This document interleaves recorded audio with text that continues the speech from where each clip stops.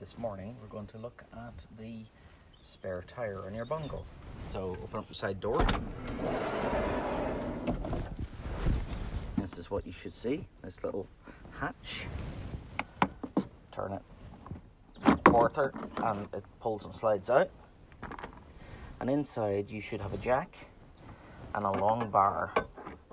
For some reason I have two of these. There's a T, which I'll show you where that goes in a minute. And also you have to undo the jack slightly to untwist it, because that's how it just stays in place and doesn't rattle around. Pop that out. We're not using the jack today. You should then have a bag hiding behind this part, which certainly in my case, and I think most other people's cases, will have quite a short wheel nut undoer. That's not a technical term, is it? I'm sure there's a better one. A lot of people ask what these funny little things are. What they are is a chock, a wedge, yeah? Then you'd pop that under the wheel, stop it rolling back and killing you, hopefully. I don't know of any other cars that actually come with these, strangely. If yours are missing, Halfords sell a set for about £5-6. I'm sure your life is worth that. And then you have this weird contraption, which is actually a ratchet spanner of sorts, which we'll show you how to use in a moment. It actually goes on the non-T-piece end. Goes on this end.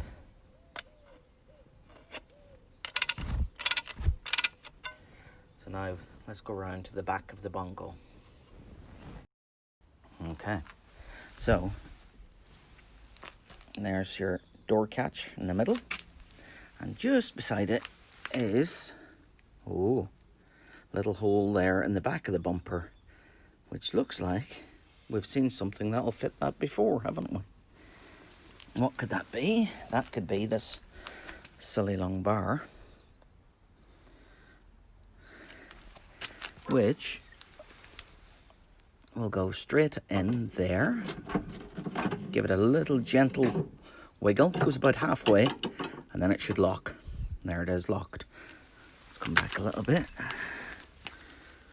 And let's see if we can get this where you're going to start seeing what happens. All you need now is that ratchet spanner, and you want to turn it anti-clockwise. You can do that, but let's just do that. And what are we looking at underneath the bumper? What do we see? We see one very large spare tire. So as it comes down, you can grab it, pull it towards you.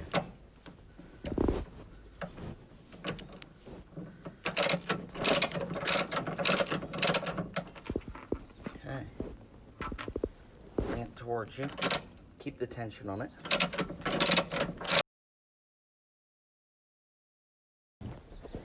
And then there's a cable.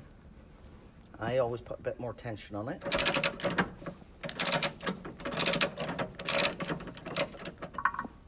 Okay.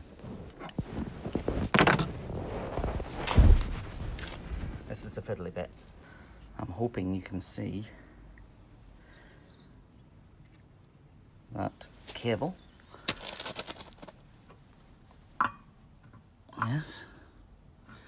And essentially all you have to do then is get it all so it's loose enough that you can actually pull this weird metal thing up through the wheel, and now pull your wheel out and change your wheel.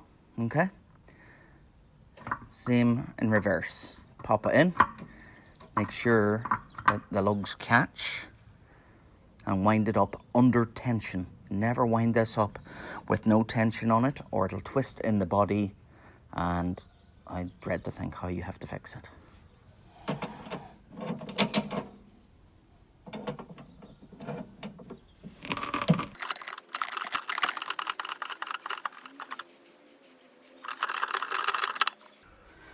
Once it feels under tension, give it a punch.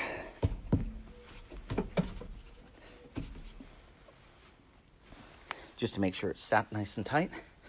And then just give it a couple more. Doesn't have to be very tight. And that's it. That is a full-size spare wheel.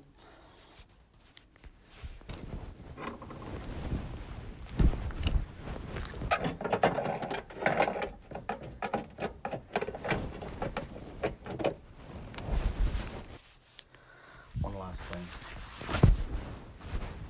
This is the spare, the original spare, I believe to be the original spare. So there's Japanese writing on it, under the Bongo. It's a space saver. You can see it's about, I've seen motorcycle wheels bigger than this and thicker than this. And when I took it off, it was actually flat. I've never tried to put air in it. It's obviously never been run on, to be fair. But look how rusty it is. That's been under that van for years. That spare I got it from Bongo Spares with a decent tire on it, right size. Make sure you get your right sizes. And I just wire brushed it, cleaned it, hammerite it, and then I painted grease all on the inside as well to waterproof it. So, but this, yeah, never been used, but so rusted, I wouldn't trust it. So rusted, I wouldn't trust it.